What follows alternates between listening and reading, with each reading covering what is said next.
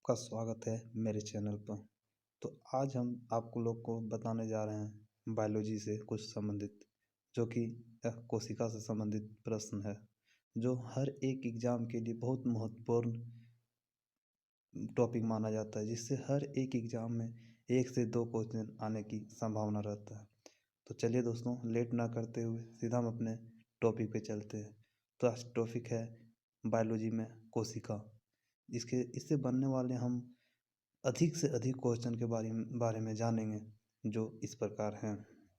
तो दोस्तों, पहला सवाल है, विज्ञान की वह शाखा जिसके अंतर्गत कोशिका का अध्ययन किया जाता है वह साइटोलॉजी कहता है, क्योंकि साइंस की भाषा में कोशिका को साइटो कहा जाता है, इसी के लिए इसे साइटोलॉजी कहा जाता है। तो प्रश्न नंबर 2 है कि मुख्यतः जीवों में कितने प्रकार के कोशिका विभाजन पाया जाता है। तो इसका आंसर होगा 2 प्रकार का। वैसे तो दोस्तों 3 प्रकार का होता है, लेकिन यह बोलता है कि मुख्यतः अधिक से अधिक जीवों में कितने प्रकार का पाया जाता है, तो 2 प्रकार का। तो कौन कौन है, तो अर्धसूत्री और समसूत्री विभाजन।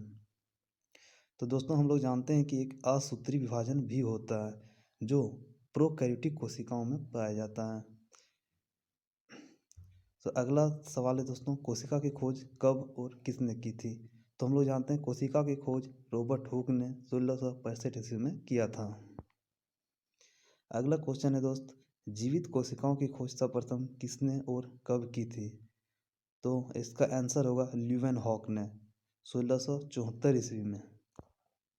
अगला सवाल है दोस्तों, कोशिकाओं के समूह को क्या कहा जाता है। तो कोशिकाओं के समूह को ऊतक कहते हैं। स्लाइडन एवं स्वान ने कोशिका सिद्धांत किस वर्ष दी थी। तो 1838 और 39। तो इससे यह भी सवाल बनता है कि दोस्तों कि कोशिका सिद्धांत किसने दिया था। तो स्लाइडन एवं स्वान ने दिया था। 7वां नंबर क्वेश्चन बनता है दोस्तों कि सबसे लंबी कोशिका किसकी होती है। तो तंत्रिका तंत्र। सबसे लंबी कोशिका कौन सा है, हमारे शरीर की सबसे लंबी कोशिका क्या है। तो तंत्रिका तंत्र है। सबसे छोटी कोशिका कौन सी है, तो माइकोप्लाज्मा। 9वां नंबर क्वेश्चन का दोस्तों, सबसे बड़ी कोशिका किसकी होती है। शुतुरमुर्ग का अंडा का। किसका कितने प्रकार के होते हैं, क्या बोलता है, कोशिका कितने प्रकार के होते हैं। तो 2 प्रकार का, प्रोकैरियोटिक एवं यूकैरियोटिक। 11वां सवाल है दोस्तों, किस कोशिका में केंद्रक अभाव होता है या फिर केंद्रक नहीं पाया जाता है। तो प्रोकैरियोटिक कोशिकाओं में केंद्रक नहीं पाया जाता है। कोशिका झिल्ली किसका बना होता है। प्रोटीन एवं लिपिड का बना होता है। अगला सवाल है दोस्तों, सेल वॉल या कोशिका भित्ति किस कोशिकाओं में नहीं पाया जाता है। तो इसका आंसर होगा दोस्तों जंतु कोशिकाओं में। सेल वॉल सिर्फ प्लांट टिश्यू में सेल में पाया जाता है दोस्तों। अगला सवाल है, पादप कोशिकाओं में कोशिका भित्ति किसका बना होता है। तो सेल्यूलोज का बना होता है। तो इससे यह भी पता चलता है कि दोस्तों कि पादप कोशिका में कोशिका भित्ति पाया जाता है और जंतु कोशिका में कोशिका भित्ति अनुपस्थित रहता है, यानी नहीं पाया जाता है। 15 नंबर का सवाल है दोस्तों, जीव द्रव का खोज किसने किया था। तो हम लोग जानते हैं जीव द्रव का खोज डुजाडिन ने किया था। अगला सवाल है दोस्तों, जीव द्रव का नामकरण किसने किया था। तो इसका आंसर है पुरकिंजे ने। तो दोस्तों, हम लोग जानते हैं कि जीव द्रव का नामकरण किसने किया था, पुरकिंजे ने। और हम लोग पहले देखे कि जीव द्रव का खोज किसने किया था, जो क्या था, जॉर्डन ने दिया था। तो देखिए दोस्तों, जीव द्रव का खोज दूसरे ने किया था और इसका नाम दूसरे ने दिया था, तो इसका नाम पुरकिंजे ने दिया था। अगला सवाल है दोस्तों, माइटोकॉन्ड्रिया की खोज किसने किया था। तो अल्टमैन ने किया था। अगला सवाल है, माइटोकॉन्ड्रिया का नामकरण किसने किया था।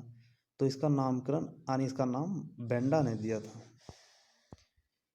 कोशिका का ऊर्जा गृह क्या है या फिर किसे कहते हैं। तो कोशिका का ऊर्जा गृह माइटोकॉन्ड्रिया को कहा जाता है। कोशिका का श्वसन केंद्र कौन सा है। कोशिका का श्वसन केंद्र माइटोकॉन्ड्रिया होता है। यानी इसे हम ये भी कह सकते हैं, कोशिका का आंतरिक श्वसन, हमारे शरीर के आंतरिक श्वसन किससे होता है, तो माइटोकॉन्ड्रिया से होता है दोस्तों। 21 नंबर का सवाल है दोस्तों, लाइसोसोम की खोज किसने की थी। तो इसका जवाब होगा डी डुबे ने किया था। 22 नंबर का सवाल है दोस्तों, लाइसोसोम क्या है। तो ये एंजाइम है। लाइसोसोम क्या है, ये एंजाइम है जो कोशिका विघटन का काम करता है। अगला सवाल है दोस्तों, लाइसोसोम को आत्महत्या की थैली क्यों कहते हैं? क्योंकि यह स्वयं को भी नष्ट करने लगते हैं। जब दोस्तों इनके साइड की सेल अच्छे से काम नहीं करने लगते हैं तो खुद ब खुद अपने आप को ब्लास्ट कर लेते हैं, जिससे कि यह खुद भी नष्ट हो जाते हैं और अन्य कोशिकाओं को भी नष्ट कर देता है, जिसके कारण इसको आत्महत्या की थैली भी कहते हैं। तो दोस्तों 24 नंबर का सवाल है, गोल्जी बॉडी की खोज किया था? तो इसका सिंपल सी जवाब है दोस्तों, कैमिलो गोल्जी ने। 25 नंबर का सवाल है दोस्तों, कोशिका का आयतात प्रबंधक किसे कहते हैं?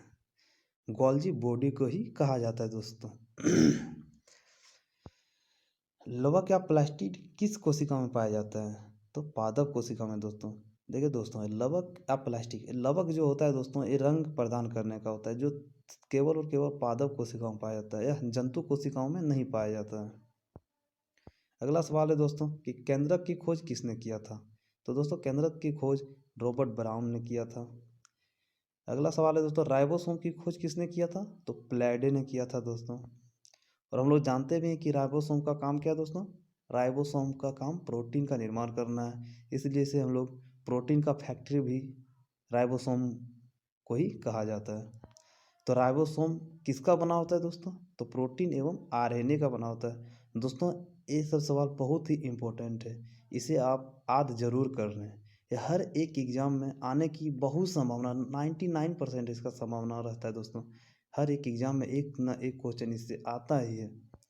तो अगला सवाल देखते हैं दोस्तों, कोशिका की प्रोटीन फैक्ट्री किसे कहते हैं?